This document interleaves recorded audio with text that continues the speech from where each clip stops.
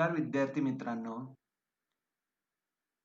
आज आपण विषय मराठी इयत्ता 5वी उपयोजित लेखन यातील निबंध लेखन हा प्रकार अभ्यासत आहोत.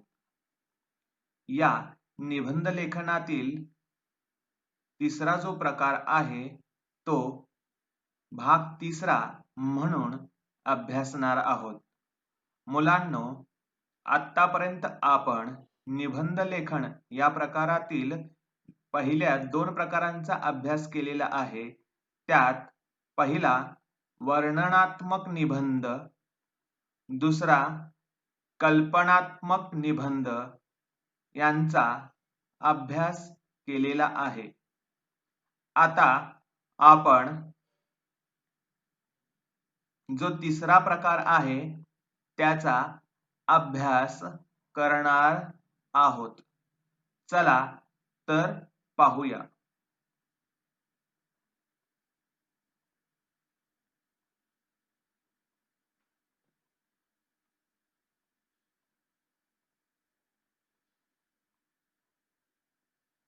उपयोजित लेखन म्हणजे काय ते थोडे समजून घ्या मुलांनो. पहा,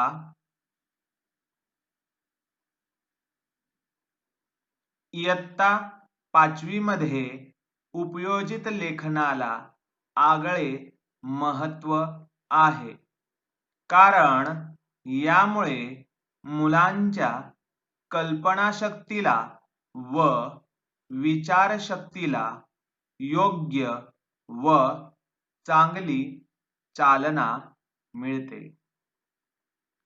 तसेच दैनंदिन जीवनामध्ये जे काही विचार व कल्पना करता ते भाषेच्या माध्यमातून कसे मांडता येईल ते आपल्याला या उपयोजित लेखनामध्ये अभ्यासायचे आहे. मुलांनो, यामध्ये एक गोष्ट लक्षात ठेवा, तुम्ही जे काही विचार करता, जे काही तुमचे मत असते ते तुम्हाला लिहिता आले पाहिजे. यासाठीच भाषेमध्ये उपयोजित लेखन हा भाग दिलेला असतो. याचा सराव केल्यामुळे तुमच्या मनातील गोष्टी, कल्पनाशक्ती व विचारशक्ती यातून जे काही तुम्हाला मांडायचे असते ते भाषेच्या माध्यमातून तुम्ही मांडू शकता.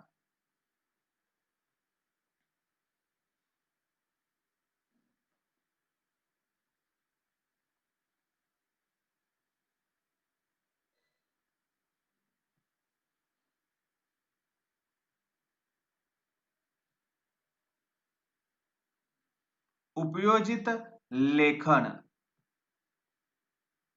हा विचार मुलांनी या उपयोजित लेखनात करायला हवा असे येथे सांगितलेले आहे. उपयोजित लेखनामध्ये वेगवेगळे प्रकार असतात, त्यांचा सराव तुम्ही करायचा आहे. हे पहा मुलांनो, तुम्हाला उपयोजित लेखनामध्ये वेगवेगळे प्रकार असतात, त्या वेगवेगळ्या प्रकारांचा सराव करायचा असतो. त्यामुळे तुम्हाला ते कसे लिहायचे, आपले विचार कसे मांडायचे हे समजेल.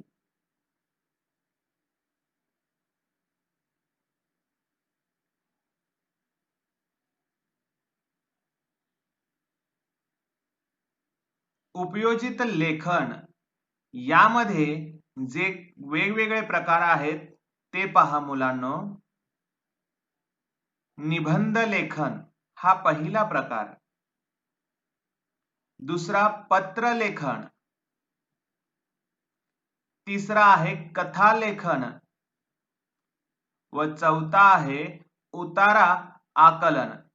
मुलांनो, हे उपयोजित लेखनाचे जे प्रकार आहेत ते तुम्हाला अभ्यासायचे आहेत.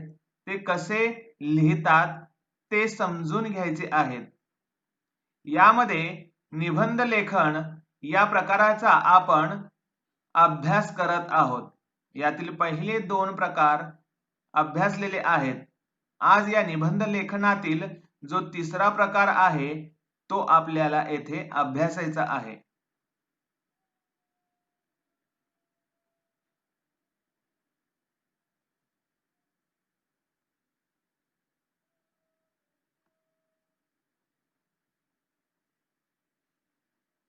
निबंध म्हणजे काय?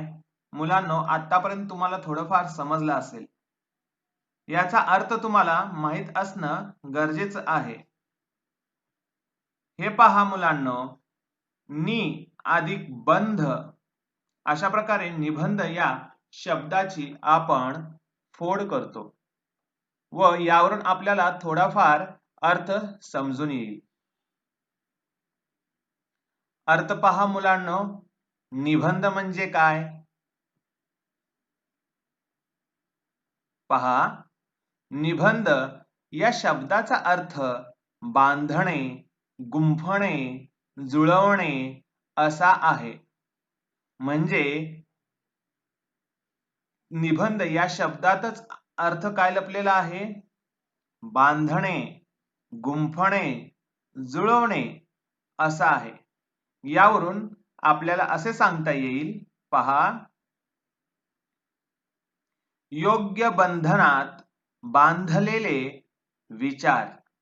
म्हणजे तुमचे जे विचार असतात ते योग्य बंधनात बांधलेले असतात. यालाच आपण येथे निबंध म्हणूया. यावरून आपल्याला अधिक माहिती पाहता येते मुलांनो. पहा,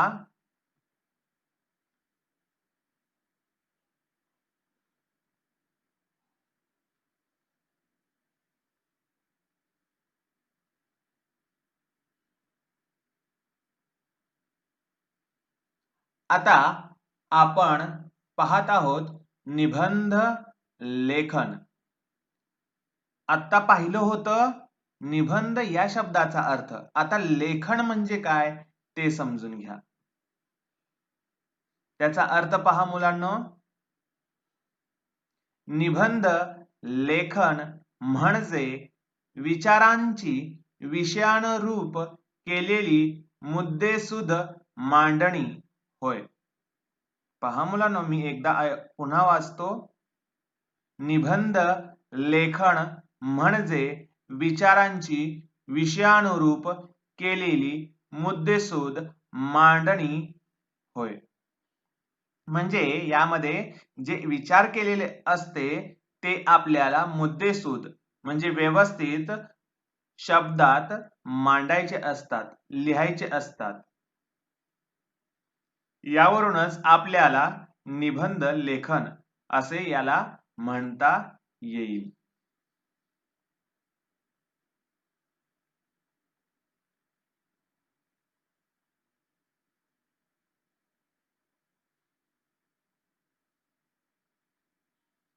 निबंध लेखन करत असताना आपल्याला काही गोष्टी लक्षात ठेवायच्या असतात. त्या कोणत्या ते समजून घ्या. म्हणजे मुलांनो, निबंध लिहित असताना काही गोष्टी ह्या समजून घेणे गरजेचे आहेत.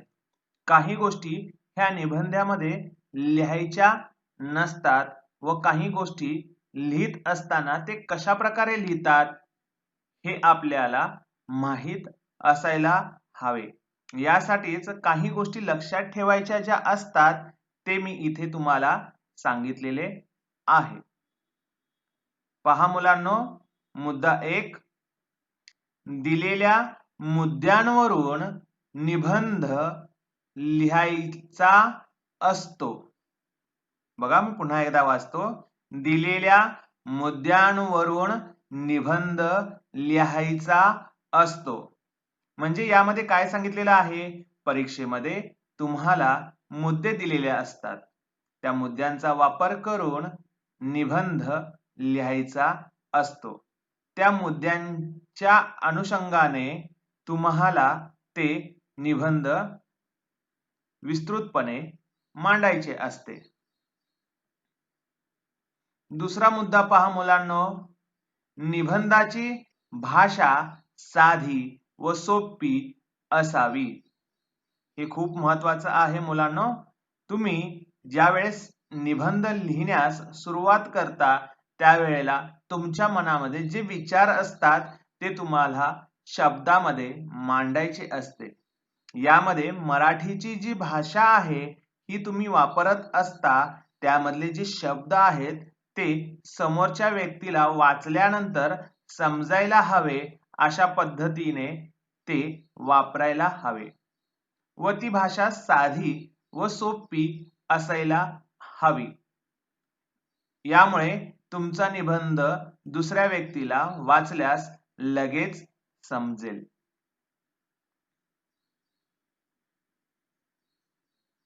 आणखी काही गोष्टी लक्षात ठेवायच्या असतात पहा मुलांनो, ते पुढील प्रमाणे.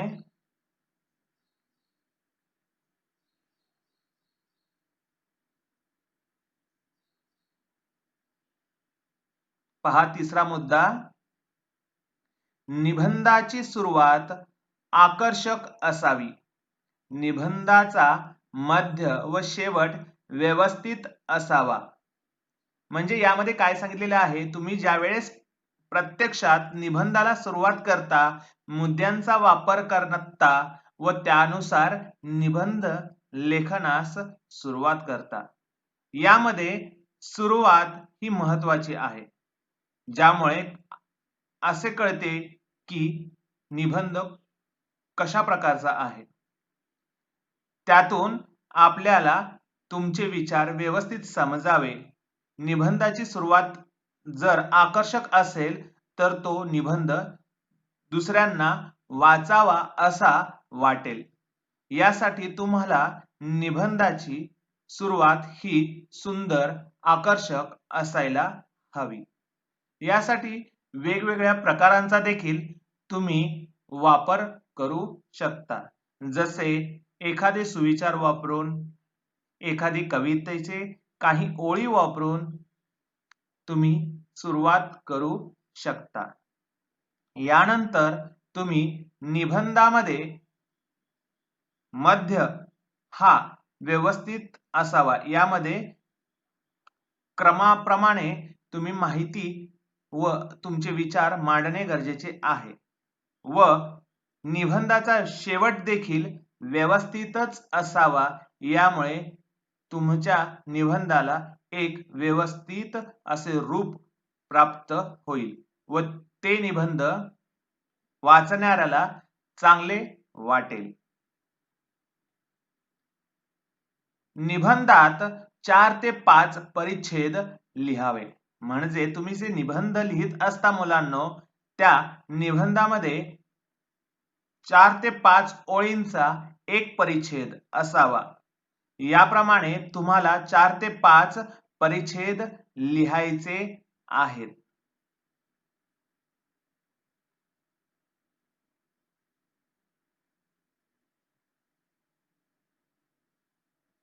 पाचवा मुद्दा पहा मुलांनो,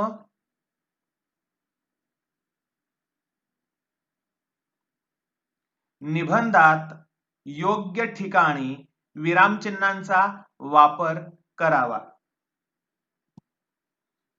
मुलांनो, तुम्हाला विरामचिन्ह म्हणजे काय माहित आहे? विराम याचा अर्थ थांबणे, चिन्ह म्हणजे तुम्ही जिथे थांबायचे आहे हे दाखवण्यासाठी चिन्हांचा वापर करणे गरजेचे आहे. याचा उपयोग निबंधामध्ये करायचा आहे व ते करत असताना हे लक्षात ठेवा की विरामचिन्हांचा वापर योग्य ठिकाणी कशा प्रकारे करता येईल. जर तुम्ही योग्य ठिकाणी जर विरामचिन्हांचा वापर केला नाही तर तुम्हाला निबंध व्यवस्थित मांडता येणार नाही. यामुळे तुमचे जे विचार आहेत ते व्यवस्थित सांगता येणार नाहीत, हे लक्षात ठेवा. व तुम्ही जे वाक्य लिहिता त्यात असलेले विरामचिन्ह जर चुकीच्या ठिकाणी असेल तर त्याचा अर्थ बदलतो. त्यातील असणाऱ्या चुकीच्या अर्थावरून तुमच्या निबंधाचा अर्थ देखील चुकतो. हे लक्षात आले म्हणजे तुम्ही व्यवस्थित निबंध लिहिण्याचा प्रयत्न कराल. यासाठी तुम्हाला निबंधामध्ये योग्य ठिकाणीच विरामचिन्हांचा वापर करावा. या विरामचिन्हांमध्ये पूर्णविराम, स्वल्पविराम, एकेरी अवतरण चिन्ह, दुहेरी अवतरण चिन्ह, प्रश्नचिन्ह, उद्गारवाचक चिन्ह यांचा वापर होत असतो. हे लक्षात ठेवा. यानंतर 6वा मुद्दा आहे निबंधात मराठी भाषा शुद्ध वापरावी. म्हणजे तुम्ही जे निबंध लिहित आहात त्याची भाषा मराठी आहे. ही मराठी भाषा तुम्ही वापरत असता या भाषेत जे वाक्य असते, जे शब्द असते, यामध्ये शब्दांना असणारे अकार, आकार, इकार, उकार हे व्यवस्थित असावे. ते दीर्घ आहे की ऱ्हस्व आहे हे आपल्याला समजायला हवे. यावरूनच आपला निबंध कशा प्रकारे आहे हे समजेल. जर तुमच्या एका शब्दाला जर चुकून ऱ्हस्व देण्याच्या ऐवजी दीर्घ दिलात तर त्या शब्दाचा अर्थ देखील बदलतो. म्हणून तुम्ही येथे ऱ्हस्व व दीर्घ यांचा विचार करावा.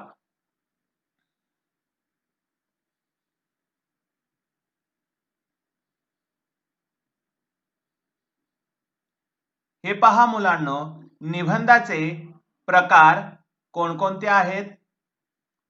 पहिला आहे वर्णनात्मक निबंध, दुसरा आहे कल्पनात्मक निबंध व तिसरा आहे आत्मवृत्तपर निबंध. या निबंधाच्या ज्या प्रकारांचा वापर आपण करणार आहोत त्याचा सराव आपल्याला करायचा आहे. यातील पहिले जे 2 प्रकार आहेत ते मागील भागामध्ये अभ्यासलो आहोत. आज आपण यातील तिसरा प्रकार जो आहे आत्मवृत्तपर निबंध याचा अभ्यास करणार आहोत.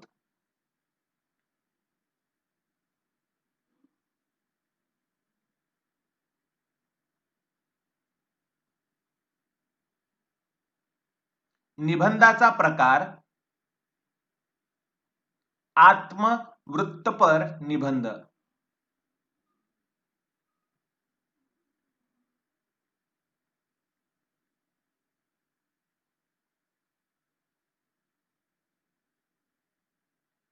या प्रकाराची अधिक माहिती पाहूया. पहा, आत्मवृत्तपर निबंध म्हणजे काय ते आधी समजून घ्या मुलांनो.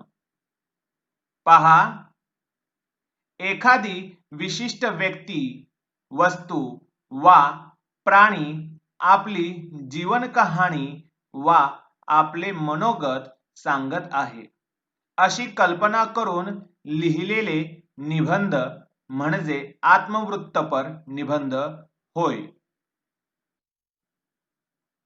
म्हणजे यामध्ये व्यक्ती, वस्तू वा प्राणी हे स्वतः बोलत आहेत व ते आपली स्वतःची जीवन कहाणी सांगत आहेत असे येथे आपल्याला समजते.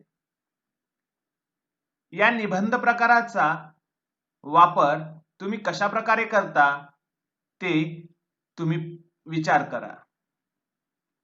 यावरूनच तुम्हाला अधिक थोडी माहिती मिळेल व हा निबंध कशा प्रकारे लिहायचा हे समजेल. पहा, या निबंध प्रकारात नेहमी प्रथम पुरुषी लिहायचे असतात. या निबंध प्रकारात विस्तार भरपूर करता येतो.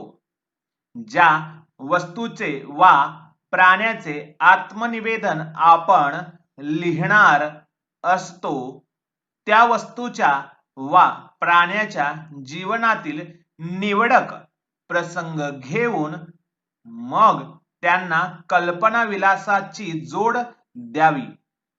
अशा प्रकारे हा निबंध आपल्याला मांडता येतो.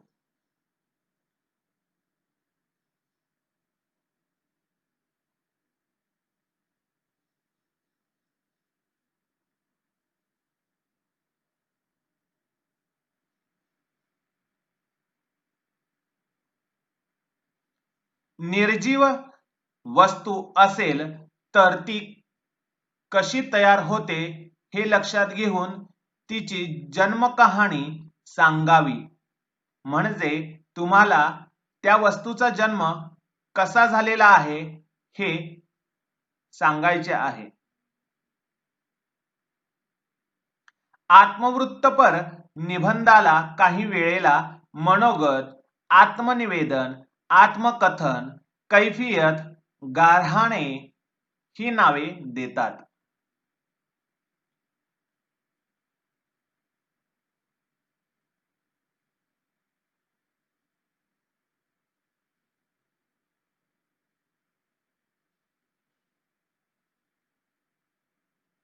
निबंध लिहिताना शीर्षकातील हा शब्द लक्षात घ्यावा.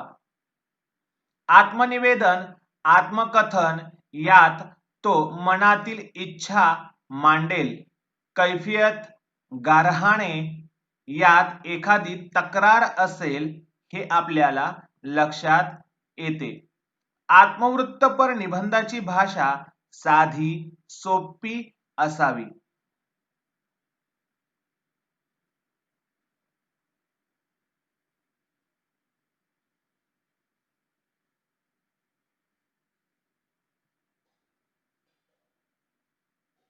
आत्मवृत्तपर निबंध यामध्ये काही विषय पहा कशा प्रकारे येतात.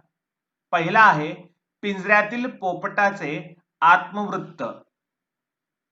मी झाड बोलत आहे. मी टीव्ही बोलतोय. छत्रीचे आत्मकथन. मी फळा बोलतोय. फाटलेल्या पुस्तकाचे आत्मवृत्त. घराचे आत्मकथन. अशा प्रकारे हे काही आत्मवृत्तपर निबंधाचे विषय आहेत. यातील एका विषयावर आपण निबंध कशा प्रकारे लिहिता येईल ते आता पाहणार आहोत. पहा मुलांनो,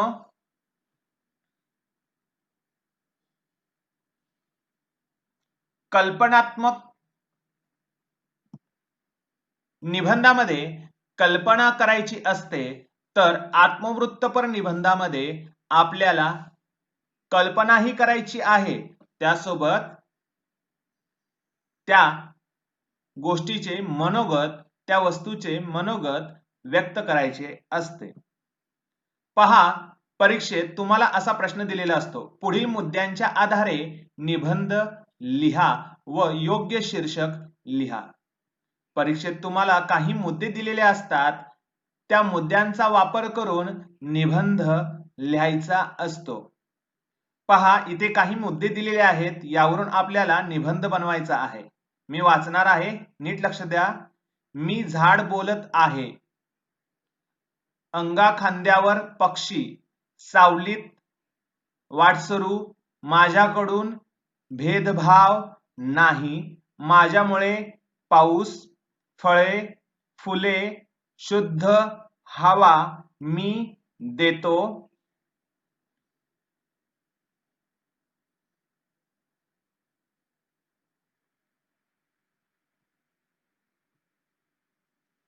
काही लोक तोडतात हे वाईट, यामुळे माणसांचे नुकसान, माझी काळजी घेणे आवश्यक. या मुद्द्यांचा वापर करून निबंध बनवा.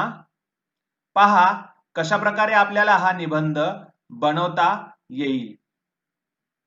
मी या मुद्द्यांचा वापर करून हा निबंध अशा प्रकारे लिहीन. या निबंधाला मी शीर्षक दिलेले आहे, मी झाड बोलत आहे. पहा मुलांनो, जरा ऐकता का? मी झाड बोलत आहे. आता तुम्ही माझ्या सावलीत बसला आहात म्हणून मी तुमच्याशी बोलत आहे. माझ्या अंगाखांद्यावर पक्षी बागडतात. वाटसरू माझ्या सावलीत बसतात. मी त्यांच्यात कधीही भेदभाव करत नाही. अशा प्रकारे निबंधाची सुरुवात करता येते मुलांना. मी तुम्हाला थोडा वेळ देणार आहे. तुम्ही हे लिहून घ्यायचं आहे.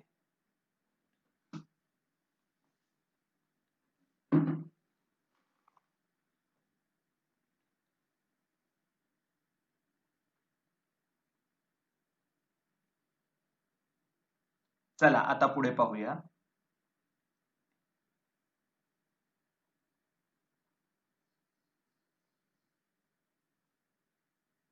माझ्यामुळे पाऊस पडतो, पर्यावरण चांगले राहते. मी तुम्हाला फुले फळे देतो. मी तुम्हाला शुद्ध हवा देतो. काही लोक आम्हाला तोडतात, ते चूक आहे. आम्हाला तोडले तर तुम्हाला शुद्ध हवा मिळणार नाही. पाऊस पडणार नाही, यात तुमचेच नुकसान आहे. अशा प्रकारे निबंधाचा मध्य आपल्याला येथे सांगता येतो मुलांनो.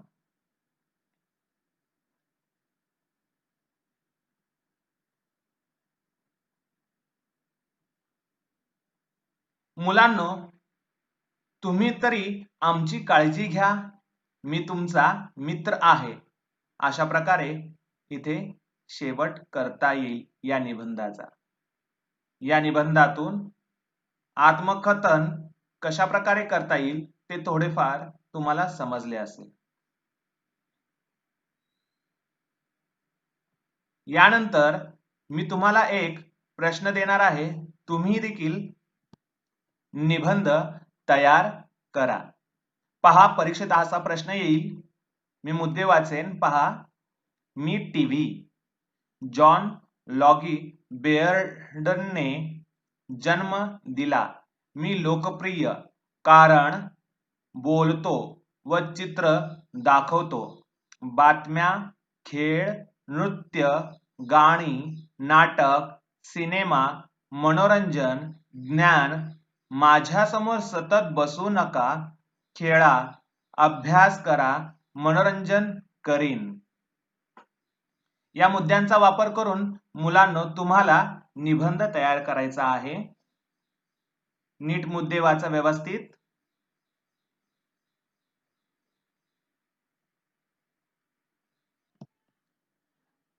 अशा प्रकारे आज आपण निबंध या प्रकारातील आत्मवृत्तपर निबंध कशा प्रकारे लिहायचा ते अभ्यासले. धन्यवाद मुलांनो.